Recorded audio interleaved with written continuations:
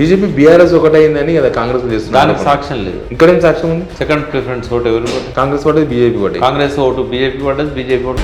అవును, లేకపోతే ఒక బండికి ఇంకొక ఎద్దు అయితే పూర్తిగా ఇండిసిప్లిన్ ఉన్న ఎద్దు ఇంకో దిక్కు. ఈ రెండేళ్లతో బండి నడవదు. మనసేమో కాంగ్రెస్, మనసేమో బీజేపీ. మనసో కాడు మనిషో కాడు. ఈయన కూడా మోడీకి యాంటీ కాడు.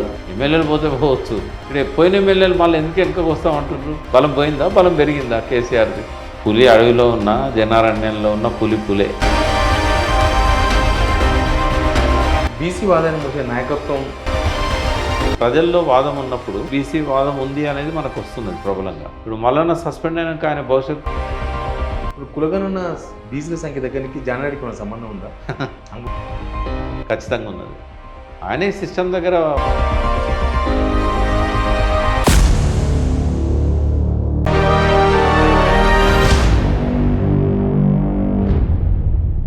అందరికీ నమస్తే. ఏఐసిసి ఇన్ఛార్జిగా మీనాక్షి నటరాజన్ గారు వచ్చిండ్రు. ఆమె ఎజెండా రేవంత్ రెడ్డిని ముఖ్యమంత్రి పదవి నుంచి దింపడం అనేది బాగా ప్రచారంలో ఉంది. ఇక ఎమ్మెల్సీ రిజల్ట్ మనం చూస్తున్నాం. ఎమ్మెల్సీ అధికార పార్టీ ఓడిపోయింది. రాజకీయాలంతా కాంగ్రెస్ కు యాంటీగా ఉన్నాయా, జనమంతా యాంటీ అయిపోయినరా అన్న చర్చ ఒకటి నడుస్తుంది. బీఆర్ఎస్ కు కాదు, ఇప్పుడు ఆల్టర్నేటివ్ బీజేపీ అనేది ఒకటి ప్రచారం చేసుకుంటున్నారు. ఈ అన్ని విషయాల మీద మాట్లాడదాం. మనతో నా సామాజిక రాజకీయ విశ్లేషకులు వి ప్రకాష్ గారు ఉన్నారు. అన్న నమస్తే. నమస్తే. ముందు ఎమ్మెల్సీ ఎలక్షన్స్ మీద మాట్లాడదాం. రిజల్ట్ మీద ఏం చెప్తారు? బీఆర్ఎస్ పోటీ చేయలేదు, ఎందుకు చేయలేదో తెలియదు. కాంగ్రెస్ ఓడిపోయింది. బీసీ వాదం తెలిసిందో ఓడిపోయిందో చెప్పలేని సిచ్యువేషన్. మీరు ఏం చెప్తారు దీనిపైన?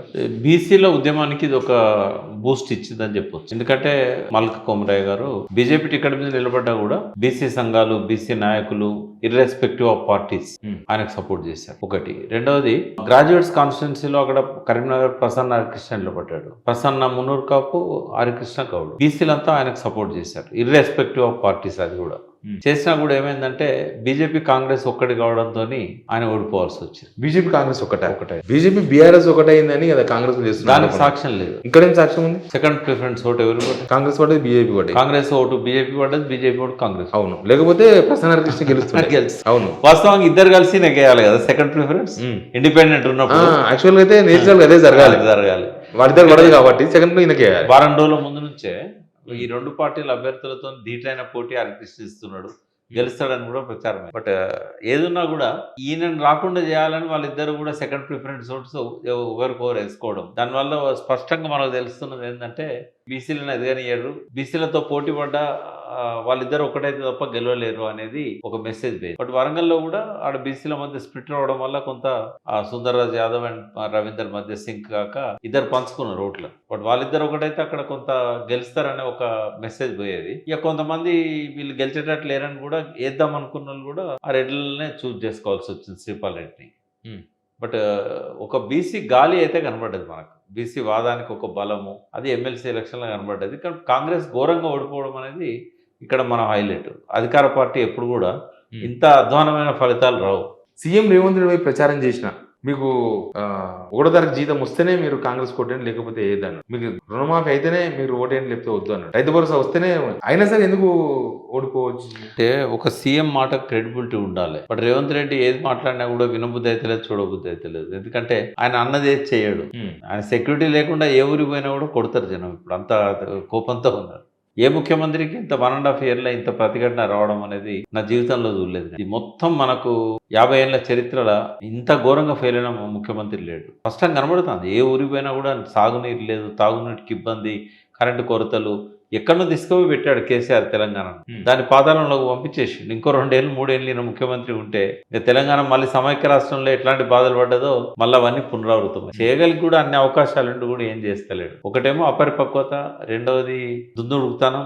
తను మాట్లాడేదే వేదం అనుకుంటాడు. ఆయన అవగాహన రాహిత్యాన్ని పోగొట్టుకోవట్లేదు. థింక్ ట్యాంక్ లేదు వెనకాల ఉన్నా, మరి వాళ్ళ మాట వింటాడో లేదో తెలియదు. అడ్వైజర్లను కూడా రిహాబిలిటేషన్ చేసిండు, పొలిటికల్ రిహాబిలిటేషన్. ఇవన్నీ ఉన్నాయి. ఇంకా డబ్బులు తెచ్చుకునే మార్గం లేదు ఆయనకు.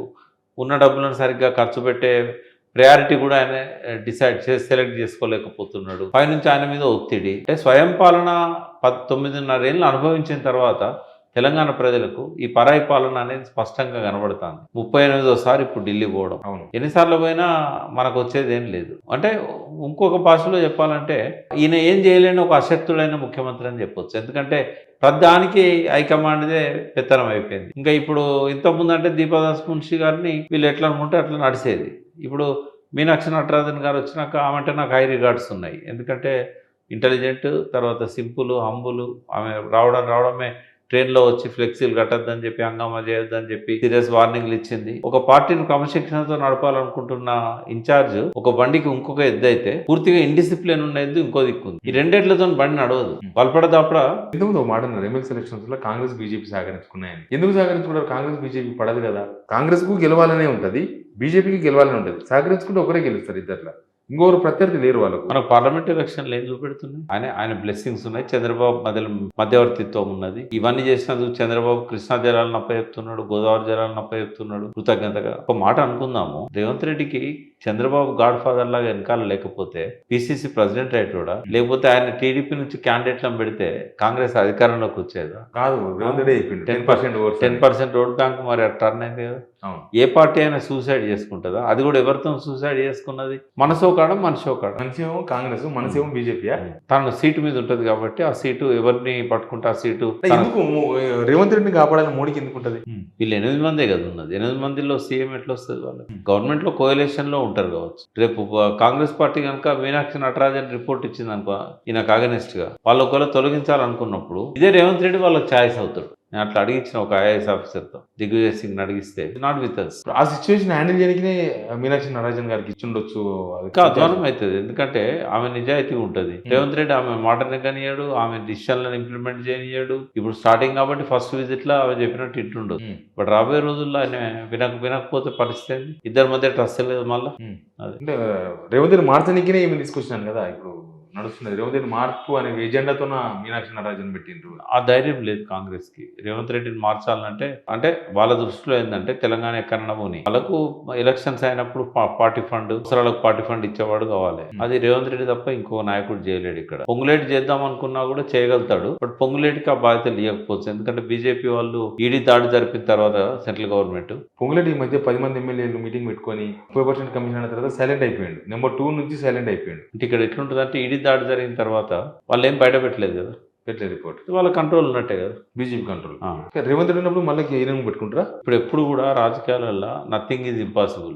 క్రికెట్ ఎట్లుంటుందో రాజకీయాలు అట్లుంటుంది. 100 రన్లు కొడతాను పోయి సచిన్ డక్అవుట్ అయ్యేస్తాడు. పాలిటిక్స్ కూడా అట్లా ఏది ప్రిడిక్ట్ చేయలేము మనం.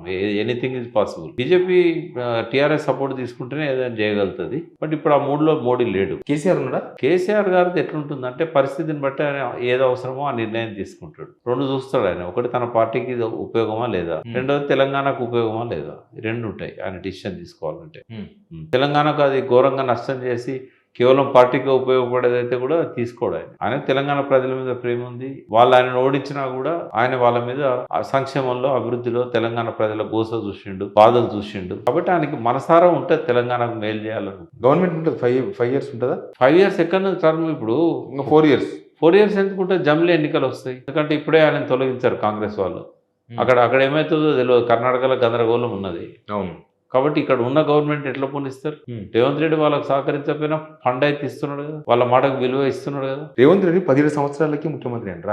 రాజకీయాలకు వచ్చిన 17 సంవత్సరాలు, కాంగ్రెస్ లోకి వచ్చిన 4 సంవత్సరాలకి కాంగ్రెస్ ముఖ్యమంత్రి అయ్యండి. పీసీ చీఫ్ అయ్యండి 2 సంవత్సరాలు. పొలిటికల్ గా సక్సెస్ అయ్యిండు. కానీ ఒక అడ్మినిస్ట్రేటర్ గా ఎందుకు మీరు అన్నట్టు జనాలతో తిట్లు తింటున్నాడు? అంటే ముఖ్యమంత్రి అయినంత మాత్రాన సర్వజ్ఞుడు కానక్కర్లేదు కదా, అన్ని విషయాల మీద అవగాహన వస్తుంది. కేసీఆర్కి ఎందుకున్న తెలంగాణ మీద అవగాహన, ప్రజల మీద ప్రేమ అంటే ఆ ఉద్యమం ఆయనకు అది ఆ నాలెడ్జ్ అదంతా ఉద్యమం ద్వారా వచ్చింది. ఆయన కావాలని ఏంటంటే ప్రతి సమస్య మీద కూలంకషంగా చర్చించిండు, ప్రజల బాధలు అర్థం చేసుకున్నాడు. రేవంత్ రెడ్డి తొందరగా ఫెయిల్ కావడానికి ఏంటంటే అంతా తెలుసు అనుకునే మనస్తత్వమే. ఇప్పుడు ఈ ఎమ్మెల్సీ రిజల్ట్ వచ్చిన తర్వాత కాంగ్రెస్ కు ప్రత్యామ్నాయమే బీఆర్ఎస్ రిప్లేస్ చేస్తున్నామని కిషన్ రెడ్డి గారు స్టేట్మెంట్ ఇచ్చారు. అదే కావాలని కోరుకుంటాను నేను కూడా. కాంగ్రెస్ ఆల్టర్నేటివ్ అని చెప్పి వాళ్ళ బలాన్ని పెంచుకున్నారు అనుకో, ట్రయాంగిల్ ఫైట్ లో బీఆర్ఎస్ బయటపడుతుంది. డిక్రీజ్ అయిపోయింది. అదే బలాన్ని తగ్గించుకున్నారు. అవును, తగ్గించుకున్న వరకు యాంటీ ఇన్కంబెన్సీ స్ప్లిట్ అయిపోయింది. ఇప్పుడు యాంటీ ఇన్కంబెన్స్ ఉండదు. కాంగ్రెస్ పైన ఓట్లు ఎవరు పంచుకుంటారు అనేది ఉంటుంది.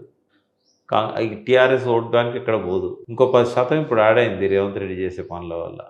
రేపు కేసీఆర్ బయటకు వచ్చినట్టయితే ఇంకో 10% యాడ్ అవుతుంది. ఎట్లా బీఆర్ఎస్ కు పెరుగుతుంది. కేసీఆర్ బయటకు వస్తలేడు. వాళ్ళు తెలంగాణ భవన్ చుట్టే కార్యక్రమాలు అల్లుకుంటున్నారు. నాకు తెలిసిందంటే ఒక సర్వే రిపోర్టు ఇప్పటికిప్పుడు ఎన్నికలు జరిగితే ఎట్లా అనేది ఒక సర్వే జరిగింది.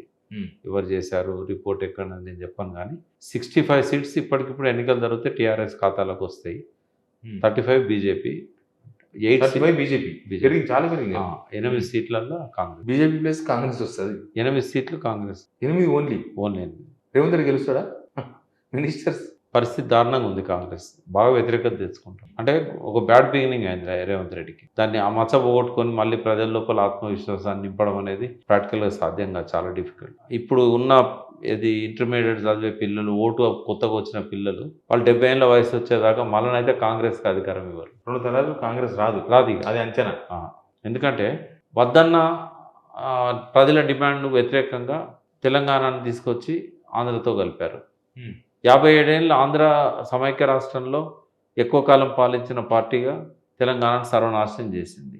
మళ్ళీ తెలంగాణ కొంత బాగుపడే సమయంలో పెనమీకెళ్ళి పొయ్యిలో పడేసింది రేవంత్ రెడ్డిని ముఖ్యమంత్రిగా పెట్టి. ఇన్ని తప్పులు చేసిన కాంగ్రెస్ని ఇంకా క్షమిస్తారు తెలంగాణ ప్రజలు? కేసీఆర్ రాకపోవడం బీజేపీ ఉన్న ప్లస్. కేసీఆర్ రాకపోవడం ఎవరికి ప్లస్ కాదు, ఎవరికి మైనస్ కాదు. కేసీఆర్ రాకుంటేనే టీఆర్ఎస్ బలం ఇంత పెరిగింది. ఇప్పుడు ఎమ్మెల్యేలు పోతే పోవచ్చు, ఇక్కడ పోయిన ఎమ్మెల్యేలు మళ్ళీ ఎందుకు వెనుకకు వస్తామంటున్నారు? బలం పోయిందా, బలం పెరిగిందా కేసీఆర్ది? పులి అడవిలో ఉన్న జనారణ్యంలో ఉన్న పులే. ఆయనది ఏం తగ్గలేదు, ఆయన కొత్తగా ఏం పెరగలేదు. ఆయనకుండే విలువ ఆయనకుంది. తెలంగాణ రాజకీయాలలో ఆయన ఆకర్షవాసం ఉన్నంత వరకు ఇట్స్ అ టవరింగ్ పర్సనాలిటీ. ఇంకా ఆయన బీట్ చేసే నాయకుడు లేడు. ముందు ఎట్లుండొచ్చు అన్న రాజకీయాలు?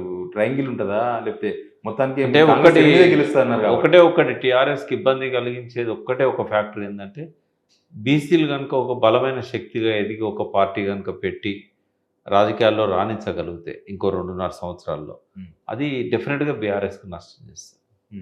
అదొకటి. బీజేపీ ఉన్న ఈ బీసీ వాదాన్ని క్లైమ్ చేసుకునే అవకాశం ఉందా? గతంలో వాళ్ళకి ఏం చేసినా వాళ్ళు బీసీకి ముఖ్యమంత్రి ఇస్తామన్నా, ఇప్పుడు బీసీకి ఈటల రాజేందర్కి అధ్యక్ష పదవి ఇచ్చినా కూడా స్వతంత్రంగా అధికారంలోకి రాలేరు ఇక్కడ.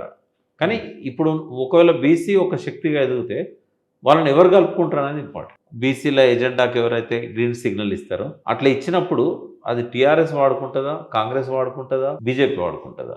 అయితే బీసీల పార్టీల ఎవరు ముఖ్యులు ఉన్నా కూడా కాంగ్రెస్కు లాస్ట్ ప్రిఫరెన్స్ ఇస్తారు. ఎందుకంటే వాళ్ళది ప్రభ తగ్గింది, అధికార పార్టీ ప్రజల లోపల అప్రతిష్ట పాలైంది, హామీలు అమలు చేయరు, 2 ఏళ్లలో పెద్దగా వచ్చే మార్పేం లేదు. కాబట్టి కాంగ్రెస్ దిక్కు ఆలోచించారు. Either TRS or BJP. వాళ్ళు ఫస్ట్ ప్రిఫరెన్స్ నాకు తెలిసి టీఆర్ఎస్కి ఇస్తారు. ఎందుకంటే అధికారంలోకి వచ్చే అవకాశం టీఆర్ఎస్కి ఉంటుంది కాబట్టి. సెకండ్ ప్రిఫరెన్స్ బీజేపీకి ఇస్తారు. బీసీ వాదాన్ని మోసే నాయకత్వం ఉందా? అసలు కరెక్ట్గా అనిపిస్తుందా?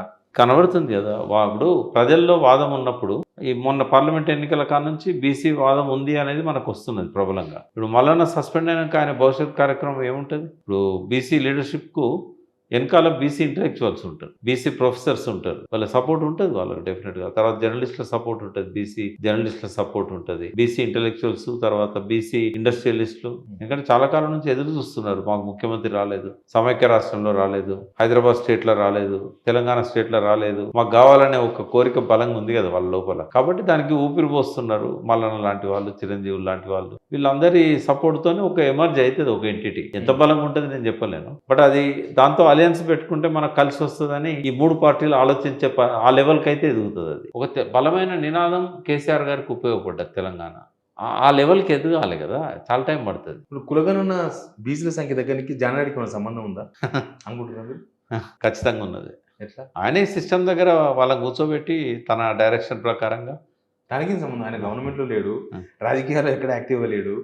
ఆయన బీసీల సంఖ్య తగ్గించడం వల్ల ఆయనకు వచ్చేది ఏం లేదు వ్యక్తిగతంగా. ఆయన కొడుకులు ఎంత ఎంపీ ఎమ్మెల్యే. నేను విన్నది ఏంటంటే ఆయన ప్రమేయం ఉందని. ప్రత్యక్షంగా పొంగులేటిను ఉత్తమ్ కుమార్ రెడ్డి మ్యానిపులేట్ చేశారు. నేను వాళ్ళ గురించి మాట్లాడకుండా జానారెడ్డి గురించి ఎందుకు మాట్లాడుతున్నారు? జానారెడ్డిది వెనకాల ఉంది అనేది. ఎందుకంటే ఆయన కాంగ్రెస్లో సర్వం తెలిసిన వ్యక్తి ఆయన. ఇప్పుడు ఆయనకేంటి లాభం? ఆయన కాంగ్రెస్ మనిషి కదా. ఆయన ఒకటి అఫ్కోర్స్ ఆయనకేంటి లాభం? మున్నూరు కాపు సామాజిక వర్గం అనేది ఒక బాగా దూసుకొస్తున్నది. లీడర్షిప్ ప్రతిభ ఉన్నది అందులో చాలా మందికి. లాస్ట్ టైం అసెంబ్లీలో 9 మంది ఎమ్మెల్యేలు వెళ్ళినారు. తర్వాత మొదటి నుంచి కూడా నాయకత్వ ప్రతిభ ఎక్కువ మున్నూరు కాపులలో కనబడుతుంది. రెడ్లకు పోటీ వీళ్ళు ఎప్పటికైనా రెడ్ల చేసి లీడర్ ఏమన్నా జానారెడ్డి బయటకు కనబడేలాగా లోపల ఉండడు, లోపల ఒకటి ఉంటుంది. ఎందుకంటే ఆయనంత సీనియర్ లీడర్ ఎవరు లేరు తెలంగాణ పాలిటిక్స్లో. ఎన్నిసార్లు ఎన్ని క్యాబినెట్లలో ఎన్ని పోర్ట్ఫోలియోలు ఒక ముఖ్యమంత్రి తప్ప అన్ని హ్యాండిల్ చేసిండు ఆయన దాదాపుగా. కాబట్టి మనం తక్కువ అంచనా వేయద్దు. నాకు ఆయన అంటే చాలా రిగార్డ్స్ ఉన్నాయి. బట్ ఈ కులగణనలో ఆయన పేరైతే వచ్చింది. ఓటర్ సంఖ్యలో కూడా తేడా ఉంది. ఇప్పుడు ఓటర్లు 3,35,00,000 మంది ఉన్నారని చెప్పేసి ఎలక్షన్ కమిషన్ చెప్పింది. దానికి రేవంత్ రెడ్డి బాధ్యుడు కదా జానండి ఎందుకైనా రేవంత్ రెడ్డి రేవంత్ రెడ్డి కావాలి కదా ముఖ్యమంత్రి. అంటే ఇవాళ కాంగ్రెస్ కి వెనకాల బ్రెయిన్ ఇక్కడ స్టేట్ లో మాత్రం జానారెడ్డి. ఆయన ఆదేశాల మేరకే నడుస్తున్నాయి. అంటే కొంతవరకు అది సక్సెస్ కావాలి. మరి ఎందుకు ఫెయిల్ అయింది గవర్నమెంట్? అంటే ఆయన పట్ల ఒక మెంటర్షిప్ ఇవ్వగలుగుతున్నాడు అనే నమ్మకము ముఖ్యమంత్రి ఉండాలిగా. ఎక్కడో సింక్ అయితే లేదు వాళ్ళ మధ్య. అన్ని విషయాల మీద అవగాహన వ్యక్తి. రేవంత్ రెడ్డి కూడా సక్రమంగా పాలించగలుగుతాడు. మీనాక్షి నటరాజన్ రావడం వల్ల కొంత కాంగ్రెస్ బలం అయితే వస్తుంది. బట్ ఏదున్నా రేవంత్ రెడ్డిని వాళ్ళు మారుస్తారని నేను అనుకోను. అంత తొందరగా ఆమెను మారుస్తారని కూడా నేను అనుకోను. థ్యాంక్ యూ ప్రకాష్ అన్న, థ్యాంక్ యూ వెరీ మచ్. ఇది రాజకీయాలు అయితే చాలా డైనమిక్స్ ఏమైతే తెలియదు. కొన్ని అంచనాలు దగ్గరగా బయట కనిపిస్తున్న వాటిని లెక్కలోకి తీసుకొని ప్రకాష్ అన్న మాట్లాడిండు. Please subscribe signal TV.